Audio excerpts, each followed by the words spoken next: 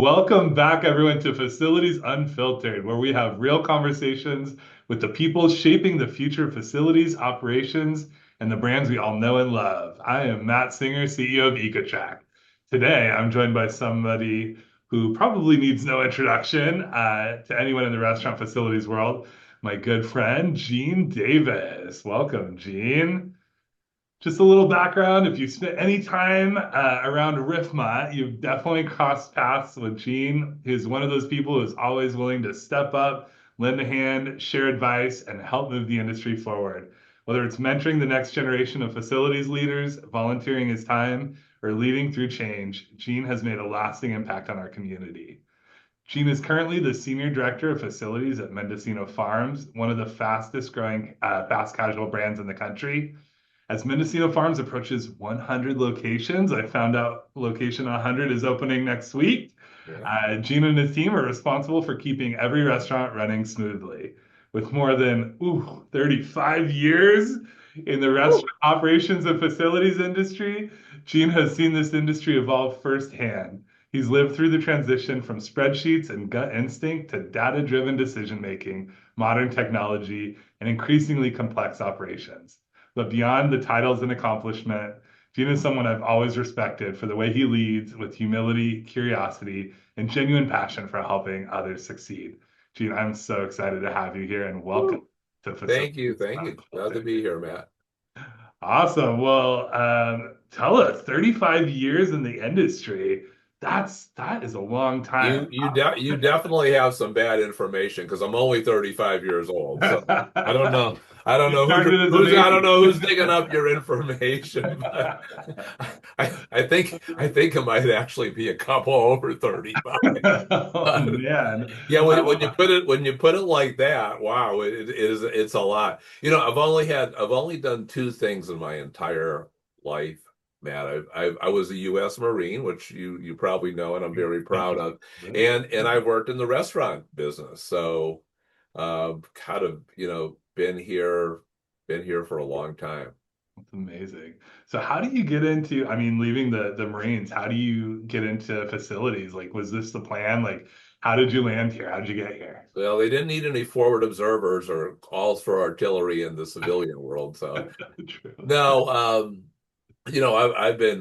was in the restaurant business before I went in the Marines as a teenager, and when I got out, that's where I went, and I was in operations for many many years. Like many people probably on the call here, I started off as an operator, and I actually spent 17 years working for Ruby Tuesday, Wow. with another legend.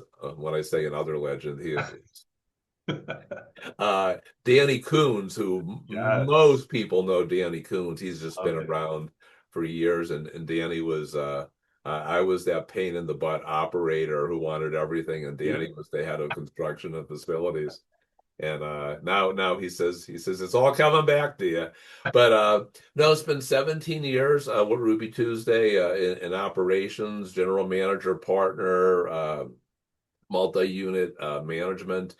And somewhere around 2007, I think I left and I was recruited by another company as an operator. And I was about a year into that. And my boss at the time, or VP, said, "Hey, I need a favor.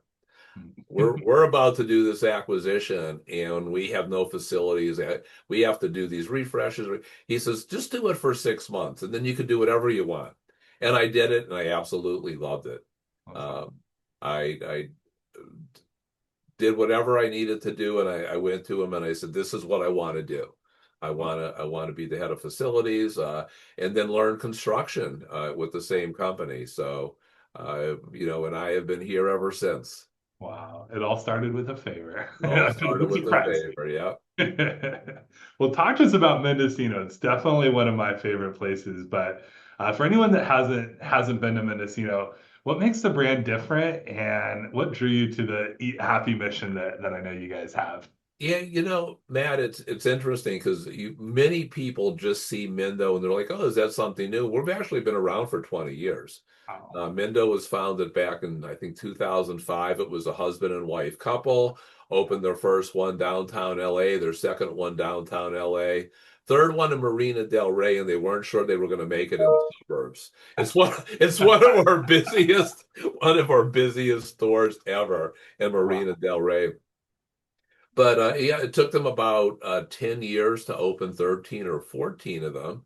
Wow. And just moving along, and then some capital money came along, and that That's a huge shot. that really accelerated the growth. And here we are, um, you know, this year, many years later, as we said, I've been involved in 70. I started in number 25, Matt, and Wow. we're opening number 100. I've been involved in personally in 75 openings of the same Wow. brand. And Mendo is just a cool brand. Oh It's yeah. like when I talk to people, I says it's a cool place to work. I know that sounds a little corny, but you could be at a party and you could be having a conversation with a doctor, an investment banker, and like a software engineer, and they'll tell you and all of a sudden people want to hear what about Mendo. They're like, yeah, whatever. Let's talk about. I want to hear about what Love you're doing. Mendo. Definitely makes sense. I mean, not just the food's amazing, but the locations, like the ambiance, like the decor, like you guys have really thought of it all. So it's Yeah, we super, have some just amazing real estate out there. yeah, definitely. Well, obviously you play the role of senior director of facilities. So talk to me a little bit about like what does that look like? I mean, obviously from 25 to 100 units is a pretty big shift. So what does your day-to-day look like for a Yeah, brand? it's just like everybody. There's no day that's the same. Every day, you never have Groundhog Day in our world. That's Um, very true. yeah, I've gone from being I was very hands-on, in the beginning, and not to the point where I was fixing things, but you're climbing on roofs and things like that, and it's changed a little bit, but you're a little bit of everything. I'm a planner, I'm an organizer, I'm a teacher. Sometimes I'm a therapist, right? Uh, but Only when I call you. yeah, only when you call me. Matt, let's tell me all about it, Matt. But yeah, and that's what I love about it. No day is the same. Of course, you got your admin, you got your store visits, you got your planning, you got your budgets that come around in a few months, which are always a lot of fun. Oh But yeah, yeah. that's what I love about it. It's no day is the same.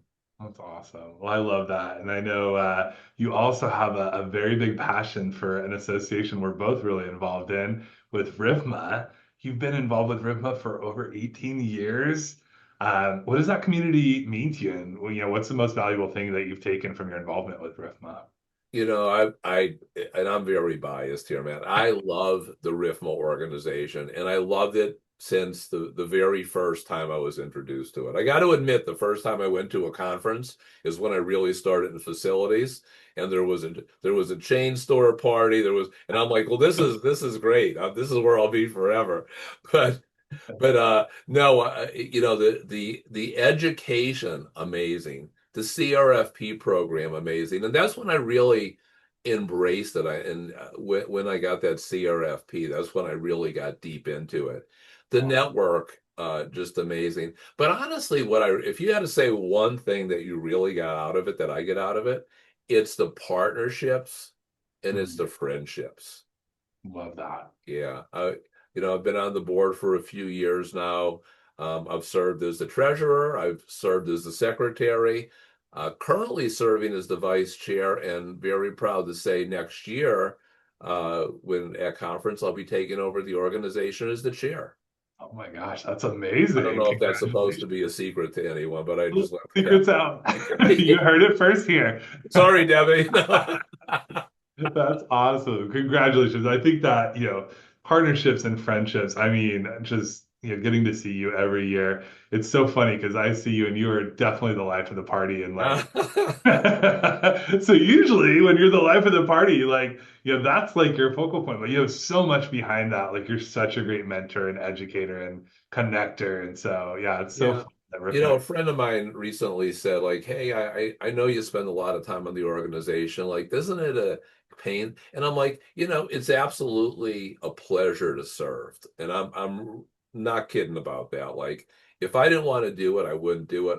I enjoy serving this community and being there for this community because it's just amazing people. I love it. Well, I will thank you for your service again Uh, with RIFMA and all the work that you guys do for all of us. That's awesome. So let's talk a little bit about, scaling a business like Mendocino. You're coming up on 100 locations. You're in 6 different states. Like, what are some of the facilities challenges that, and probably not much surprises you at this point, but what are some of the surprises you've had as you scaled the brand? how many hot water heaters could possibly go bad at one time? Touche. Oh, No, I'm gonna, excuse me, I'll step away from the facility side of it for just a second yeah. because there's probably not much that has surprised me there. But from a growing standpoint, the one thing that's really surprised me is how much Mendo has been embraced in these communities we go into. Yeah. And and if you know anything about Mendo, we're primarily in California, and we've been in Houston and Dallas for quite a while. So that's not a surprise. But as we go into these new markets, in the last couple of years, we've gone into Seattle. We now have 7 locations in Wow. Seattle, effective yesterday. Wow. Congrats. We're in Arizona, Scottsdale, soon to be Phoenix. We're in Denver. Um, we're in Chicago. We have some amazing locations in Chicago. Is how much the guest embraces where we go. Yeah. Like many companies talk about how hard it is to break into new markets, and for us, like we open these things up, and people just love it. That's Um, amazing. Yeah, it's something special for yeah, sure. yeah. Next year we're going to be in Portland, Oregon. We're going to Wow. have 2 in Portland, and we're venturing out to the East Coast. Wow. That's it. Philly You'll or see us a little bit north of Philly, a but little yeah, more? Philly will be soon. All right. Yeah, Very exciting. Well, yeah. that's awesome. And I think a brand like Mendocino definitely, can cross boundaries and move into these other, areas and regions and really, get a following, which is so exciting. I know the food's amazing, but definitely it's a hospitality first brand. I mean, I've been in a Mendo. The guest experience, I think, is really important as it relates to the brand. How does the culture shape the way you think about, that culture specifically, how you think about facilities and maintenance? Well, you answer the question, Matt. Mendo it's a little bit different than fast food. It's not Yeah. quite casual dining, but it's an elevated experience. You come Mm. in and you may order, but somebody brings you your food. We serve wine and beer. You don't have to bust your own table. You don't have to take your own trash. Um, it's an elevated experience, and we feel at our department that we have to reflect that. Like Yeah. we have to be the elevated experience. We have to live up to that best in class. So Mhm. all of the conversations that we have in our department are how do we do that, not just how we get by.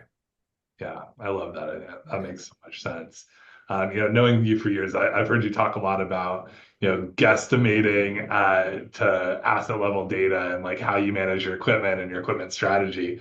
Talk us through like what a transition looks like from guessing about things historically, how things have been done, and how you're using asset level data to make better decisions on your strategy with your brand and your locations. Yeah, guesstimating was probably a good word for it. I think I had a dartboard back in the day, and I think it was the dartboard just had, if you hit one side, it's replace, one side replace, one side just give up, yeah, Flip a quarter. I mean, heads or yeah, tails. yeah. You Uh, know, one thing that I've learned, Matt, is knowledge is power, yeah. and you progress through this knowledge. And even with CMMS first came out, I mean, I was involved in a CMMS um in my earlier days in the restaurant business, and it was just function. It was a like, hey, I put the work order in, somebody comes to fix it out, I paid the invoice. If you said, what analytics did you ever pull out of this, I would say nothing, right? Yeah. as as it grew, and as we joined Ecotrak 5 years ago. I think we were one of your earlier earlier partners. I remember meeting up in Studio City with you, Oh yeah. your Studio City location, trying I to with remember. my boss who always asked a million questions. And um, as it grew and we became more, we were educated through you. Yeah. Like we were educated on how great, what great information, what asset information could come out of this, what analytics could come out of this. And I'll give a plug. Your team does an amazing job of keeping us informed on everything. So that's really, what it was. It was a progression. Yeah, definitely a progression. I There think wasn't one moment where he said, we're not going to guess anymore. It took quite a few years. it's a process for It's sure. a process. It's a process for sure. It always surprises me that there's still really large brands out there that haven't fully adopted this like asset first approach, especially in the restaurant space where your equipment is how you produce, the food, your product. Sure. So Yeah, it's crazy to me when I hear like, oh yeah, we still have no idea like asset level details. So yeah, I love how the industry's shifting. I think you've been a really big part of that through leaning into using that data and incorporating it into your day to day. for So sure. outside of flipping a coin or throwing a dart, talk to me about like repair and replace decisions. Like, I know it's one of the hardest calls in facilities. Like, can I get more life from this unit? Is it time for me to invest in the capex to replace it? How has data really impacted that decision in your guys' lives? Yeah, it's funny because we talk about these repair and replace as a team. We get together and when we say, hey, we pull the data. Um, we pull like let's see how much we've spent. Let's see the problems. And then we sit as a team and we say, hey, theoretically, we should probably replace this piece of equipment. But we also look at other factors. There's always that quantitative/qualitative side, Yeah, right? And we definitely. say, hey, is this equipment getting beat up because the team doesn't take care of it? Is it neglected by are we doing everything we can? But I got to tell you, this year so far has been the year of the replace. We have replaced more equipment this 2026. year, especially store level refrigeration. I Nice. lose track of how many but we have so many of our locations hitting that 7 to 9 year mark. We're just bringing it in because it's the right thing to do for the business. Yeah, I think that's so interesting when you go through rapid growth. If we backtracked and looked at when your capital came into the business, my guess is that, first 12 to 24 months, you ramped up new store openings. And so now you're at Oh, that year mark and you're like, okay, time to start. that's Really. exactly, if you look at the number of locations we opened up, after, 2014 or 15, it's a lot. Yeah. And now we're replacing that equipment, but it's the right thing to do. And yeah, my team will tell you this is the year of the replace. Love that. Year of the replace. Oh, love that. Talk to me about your team. I mean, I know your team and they're awesome to work with, but what does that structure look like? And as you guys have grown and as you're in these new markets, these new states, like how does that team structure shift? I tell you, Matt, I'm blessed. I have an amazing team. I've had an amazing team in the past, but right now, and I'll give shout outs. Andy New out there, he's our senior FM. Uh, Andy spent many, many years with Starbucks and some great time at Panda. Uh, Great asset to the team. Marissa Craven is our Ecotrak expert. So she's out there, I hope. Uh, so she's our facility development coordinator. She came from King Seafood, and she is. I always say she's the whiz kid with EcoTrack. I think that's probably her heart. That's But awesome. yeah, great team, and we're scaling. Probably in the next few months, we're going to be looking for a facility manager in the Midwest. And hey, shameless plug, If you're looking. Yeah, yeah. That's awesome. Midwest facility manager. But what's also neat is my reporting structure because I report directly to our chief development officer, who is the same Yeah. individual who hired me 7+ years ago. And we work side by side with development. So we're not just a facility out there on our world. We cross paths with our development team, with construction, with design, with real estate, and we're very involved as a team together. So it's a great dynamic. I love that model. I think, businesses that really can find a synergy between those two worlds do so well. If you're getting the facilities input before you build and choose the equipment, and it's kind of this really cohesive cycle, I think that makes you much better as a growth brand. So that's Definitely. And if they do make a wrong decision, I'm always there to remind them about it after the that, fact. that doesn't surprise me. Yeah. So let's talk a little bit about relationships. I know you mentioned RIFMA has helped facilitate a lot of really great partnerships and relationships. Vendors, it's hard enough to get them to interact with the software that you're using, but how do relationships impact that? And what separates a really great partnership or vendor from one that's not so good or one that maybe you would pass on? You probably know one of my favorite topics in the world, Matt, is vendor relationships. 100%. And to answer your question directly, so communication, Yeah. transparency. My one of my things is velocity of work order completeness, because those work orders keep coming in, and Yeah. I They need them don't stop. closed. I need them closed out. I need to move on. Um, that really separates you know the mediocre from the great. That's Um, I've had some of the same vendor relationships out there, especially here in Southern California, even though I haven't even been here that long. But prior with California Pizza Kitchen, I've some of these vendors for 12, 13, 14 years who we use every day. Um, if you're a restaurateur and you're speaking to a vendor, ask them if Mendocino Farms is one of their customers, because if they are, they have certainly been vetted. very true. I know you hold your vendors accountable firsthand for sure. Yeah. And Matt, I am a loyal person to a fault. And if you're a vendor who's been trying to get our business, I'm sorry.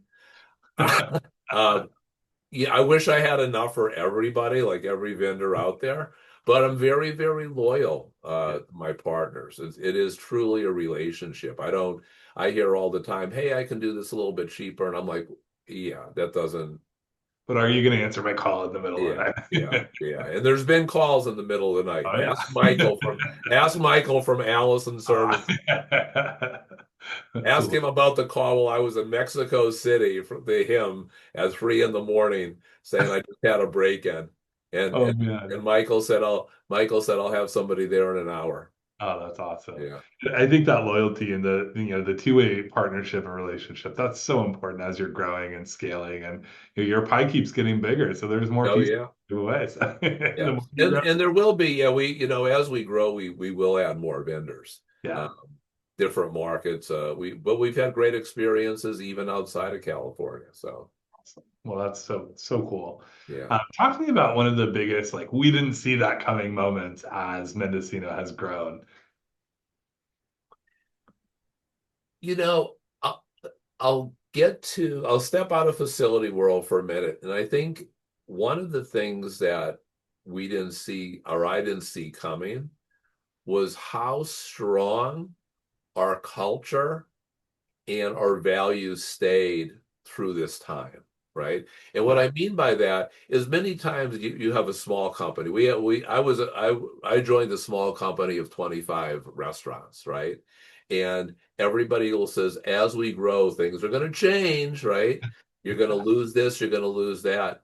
And I got to tell you, after 100 stores, 100 locations, not only has the culture and the values stayed, it's actually gotten stronger. Like our Wow. company has doubled down on culture, on values, on our bench strength, right? It's really great to see. I feel like it's more than culture. It's like the identity, like your brand identity, who you are, and Yeah, like it becomes ingrained in everything you do. And I think the strongest brands, culture becomes just, a part of how they do business and who they are as a brand. So that's yeah, cool to hear. I think that's yeah. awesome. It's so refreshing to see how strong we've become. which leads me to believe as we go to 150 or 200 locations, we'll keep that and we'll be stronger. That's great. I love that. Let's talk a little bit about a facilities playbook. Share some of that knowledge that you've accumulated. What are your top three never cut investments when it comes to running your locations? Oh boy, I got to think about this one. Three? Okay, how about the top three? Top Uh, three. Never cut preventive maintenance. Yep. Even through COVID, we didn't cut PMs where many people had to. They didn't. Nobody cut PMs because they wanted to. They cut PMs. We had to. My father was an auto mechanic, and he always said, "Hey, you got to have the right tool. You can't not take care of your stuff and expect it to grow." Yeah. Yeah. Um, Number two, I would have to say our handyman and aesthetic things. We would never not touch up paint or fix broken tile or do things aesthetically to the store to the location. Yeah. Because when you do that, you take away. I used to have a boss, and he always used to he'd grab a sheet of paper, and he would teach, and he would say, "Hey, if you're, this is a restaurant, right? It can't really see it like this. This is a restaurant, and you come in and you have a broken tile. That's this, and then you come in and you have chipped paint. They did take a little bit off it, and Yeah. before you know it, you're left with a little piece of paper, right? Wow. So Good that part is very important. And the third thing, and not that it's any less important than anything else, is anything to do with the team. Okay. Mm, The yeah. team has to have air conditioning that works Oh gosh. perfectly. The team has to have a safe atmosphere. The team Hmm. has to have a great atmosphere because you can't sell happy, which is something we do. Guests eat happy, we sell happy. You can't sell happy if you don't have a happy team. Very true. Take care of your team, they're going to take care of the guests. So that'll be my top three. I love it. I've actually, in my early career, I've left a job because there was no air conditioning. It was so hot. I just couldn't handle I don't it. mind if I'm in shorts and flip flops, but not when I'm on. Fair point. If I'm sitting on a beach, game on, but not when I'm working. All right, let's talk about some things that, if you did have to, tighten things up, what's something that you would consider cuttable without hurting the operation? Oh, tough question. Um, haven't really had to experience that, but Not I would totally. say if we had to cut one thing in our whole, it would probably be some of the extra cleaning things we do. Yeah. Sorry, sorry, my friends at Super Clean. But we do a lot of cleaning that a lot of companies don't. We clean Yeah. ceiling lines, and we make sure that not only are our front of the house is great, our back of the house is the same thing. So we we always say, hey, we want our team to take care of guests and make great food. We don't necessarily want them up on a ladder cleaning ceiling tiles. Fair Let's let point. somebody else do that. And That's Super Clean does a great job of doing that. a nice plug for sure. Let's see. Talk to me about a moment where your facility setup either saved the guest experience or just broke it. What have you seen? What's happened? Well, I like to say that like we wake up every morning with the intention of saving every experience, right? Like um, I always say, hey, every day you get a chance, and my team has probably heard this a million times, you get the chance to be a zero or a hero. Love that. A zero is somebody that says, hey, we don't really do that. Hey, we're gonna have to push, and a hero is somebody who's gonna say, we're gonna get in there and we're gonna save not only just the guest experience, but maybe a team Yeah, experience. it's So great. I don't know if I have a specific one, but that is our thinking every day. Never, don't be a zero, be Be the be a hero. hero. Love Um, The only time I've ever hurt the guest experience is probably my first couple days when I did my in-store When, training, and then they let me they when let you're me prepping make their they sandwich. let me make food and wait Oh on my guests, God. and that was probably Bad idea. I always did so bad in my kitchen training. I couldn't even cut a sandwich. I'm like, all right, yeah. get me out of here. I'm meant to be talking to people, not Yeah, so they're bad at like, I did it for about 30 minutes, and they're like, it. could you take a look at some Get facility out. things? This probably isn't really where you need to be. That's awesome. Let's talk about your team. Something recently that, proved that they were in it to be heroes and not zeros. What was a recent win that the team had? I think our win, this year and probably some of last year has been the right equipment. Mendo doesn't have a lot of equipment. We don't have fryers. Impressive. We don't have many pieces of equipment, but the pieces of equipment we have are critical to making guests happy, to eating happy, right? So we've made some decisions over the past year to bring in some new equipment and replace some old problematic equipment, and then create the processes to keep that equipment buzzing along. That's So great. I would say that's probably a recent win where we not only made uh, leadership happy, but we're making the team happy as well. That's awesome.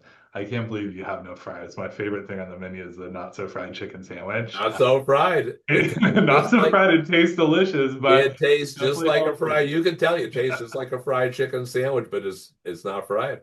So It's good. healthy, Matt. As healthy as it can be. Exactly. That's That's what I always say. awesome. So talk to me a little bit about, aligning teams. It sounds like you work under, development, you have ties to operations. Obviously, you're supporting the team there. Like, how do you bring everybody together when there's competing priorities and, everyone thinks their problem's the biggest? You have to learn how to prioritize, number one, and you have to be humble sometimes. I think, a lot of times, people that are newer in the facility world think they're going to push something on operations, and operations is just going to jump. And they have you have to respect the fact they have a million things going on. Yeah. And you are not, I think knowing when to step back and saying, hey, we're good for right now. Yeah. Is the right thing to do. And there's probably a time, maybe when things get a little bit more critical, where you just have to say, hey, this is really what I need you to do. Yeah. Yeah. Yeah, that I, makes I sense. mean, listen, facilities is always a priority when something's broken, right? But not always a priority during the You're the first call meantime. when something's broken. Exactly, exactly. Funny. So talk to me a little bit about pushing back on leadership. I know, a lot of people younger in their career really struggle with this when something is important and they have to have those tough conversations. What recommendations would you have to, help them navigate approaching this? Hey, I could tell you from someone who's made many mistakes over the years. How Um, many? you made any mistakes. I think it gets to be that relationship that you have with Yeah. company leadership. We have a great relationship. We're partners. We're not somebody who just falls in line, right? We're partners with them. And I think I'm very big on talking about the whys. Sometimes you really have to explain why we're doing this. One of my favorite things, in the older people on the call will know the character of Columbo. Remember Columbo, the detective? And I'm not one of those older Col people anymore. exactly. So Columbo was this great detective, and he knew all the answers. But I think it was Peter Falk who played the character, and he was kind of frumpy, and when he asked the questions, he would always say, "Let me try to understand here," and he would always get it. Where they would answer their question, like he would answer his questions, like everybody realized he was right. So I try to be Columbo I sometimes. love that. I'm gonna have to Google Columbo after Yeah. this. Yeah. I try to do that with my boss sometimes. So hopefully he doesn't watch this podcast. That's hilarious. So speaking of Googling, and probably I'll chat GBT Columbo and see what it has to share. But talk to me a little bit about AI and technology, and where are you putting your attention? What are you experimenting with? What are you watching in terms of like restaurant facilities? It's funny, Matt, because personally, I was kind of slow to jump on the AI. Personally, I was kind of slow to jump on the AI. And then you're Yeah, Columbo. like a lot of people were. Like it's like, oh, it's something new, and I got a little old school in me, and so yes, it was a little tough to jump on. But last year, I actually made it my goal to learn Ooh, more about AI. I took some nice. classes through PMI. I practice. I dug into it a lot, and of course, Ecotrak. I met Emma, right? I I met Emma, our AI assistant, so I've really embraced it, That's awesome. and am eager to learn more about it. Yeah. I think, my thing right now is I'm just watching what is done in the industry, and of course what my friend Nick Stoyer is doing because he's the Of course. AI guru, right? Yeah, I just want to see what it does. I want to continue to see how it evolves and what information we can get out of it. That's awesome. It's exciting for sure. So excited, yeah. And I think, even those that are slower to adopt, like it's changing so much. So, when you do dive in, like could be totally different than 3 months ago. So it's always good to dive in and see what's up. So I love that. All right, we're getting to my favorite part here. Rapid fire, getting to know Oh boy. Gene. That means I'm going All to right, have to think quickly. think quickly, answer quickly. Here we go. Three. All right, talk to me about a hidden talent that we would not expect. Okay, so those that know me know that I love the karaoke and 100%. that I love to play ukulele, although some would argue I have no talent. Uh, No. but I was actually many years ago, I was actually a big runner, and I competed in 8 marathons, many, probably 20 some half marathons, and still jog. Now I am a jogger, and Okay. my favorite race is the 5K that has beer at the end of it. So. But I that was feel a like talent. everything you do, That was as a long as there's talent a beer at the couple end. a couple of years back. Yeah. That's awesome. All right, talk to me about something you are currently obsessed with: food, show, podcast, book, anything. Okay. So Jack Carr, my favorite new author, Love he it. does a lot of military things. Dutton Ranch, the spinoff of Yellowstone. I haven't started. Is it Oh good? my God, Okay. obsessed. Obsessed. It's as good as Yellowstone.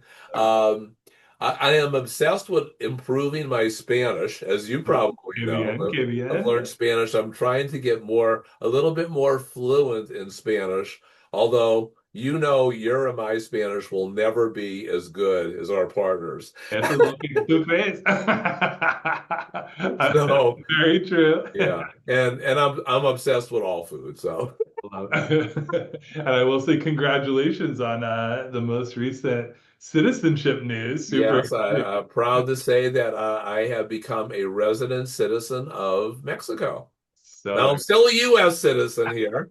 Don't think I'm not leaving the U.S. right yet. But yeah, I got working on dual citizenship, and I am now an official resident of Quintana Roo, Mexico. I love that. Now you've So got two teams in the World Cup too that you got to root for. So, I'm rooting. I just hope they never have to play each other. right? Uh, There'll be some struggles in my oh household, yeah, in I can both tell of you our houses. All right, talk to me about the best advice you've ever received and who gave it to you. Oh, so much great advice over the years. One that I use as an example all the time. I had an old uh, VP. His name was Bob Baldini, and it was back when I was an operator at Ruby Tuesday. And he used to tell me, Gene, the two most important decisions you make as a leader is who you hire and who you promote. And that will either make your life easy or make your life a living hell. And Love you that. can use that same ethos to vendors, right? Now Yeah, same philosophy, but that was some good advice that I've taken through the years. that's great. And as you go to hire in the Midwest, remember that. Exactly, exactly. All right, talk to me about one metric that you always have your eye on. Oh boy, so many. I mean, I look at sales every day Yeah, because I know that so much of what drives our organization and drives our company is sales. We don't, believe it or not, I don't say this lightly. we don't worry I don't worry too much about profitability because I know as long as the sales are there, the systems that we have in place company wide are going to take care of the profit piece. Yeah, that's awesome. Um, uh, as far as facilities, um, one metric I look at, I mentioned it before, is that work order completion time. Ba Yeah, boom, ba boom, ba boom, ba boom. Yeah, make you go through it. That's yeah, awesome. in and out. All right, talk to me about one of the biggest pet peeves you have when walking into one of your locations. Burned out light bulbs. Ooh. Yeah, That yeah. I always say drives me nuts if too. anything that if you walk into a place that has burned out light bulbs, it's a sign that they probably don't care that much. You know, Fair. there's probably a million other things too, but probably burned out light You're like, bulbs. I got a list here. Hold on. Yeah. All right, one piece of tech or tool that you refuse to live without. Boy, I should really sound much more techy than my answer, but for all the technologies we have, and I have all of them, trust me, all the technologies we have, it never replaces the phone call.